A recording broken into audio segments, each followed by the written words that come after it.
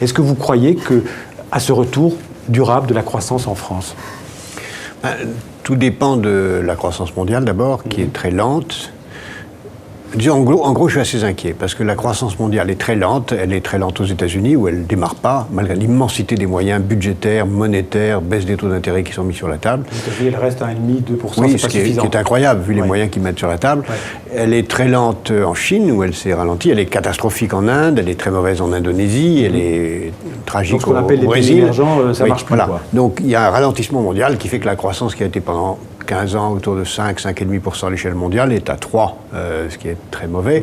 Évidemment, l'Europe, qui n'a pas de moteur propre de croissance, moteur personnel de croissance, je veux dire, est en dessous. Donc nous sommes un peu comme un bouchon qui flotte sur l'eau. Et la France elle-même est en Europe le dernier pays en général qui rentre dans la croissance qui est venue des autres. Donc quand la croissance apparaît, elle rejoint la dernière, puis là, quand la croissance disparaît, elle retombe avec tout le monde. Donc la période de croissance française est en général plus lente que les autres. Donc où on va l'année prochaine participer d'une maigre croissance mondiale et on sera autour de 0,8-0,9. C'est ce qui est prévu, oui. Voilà.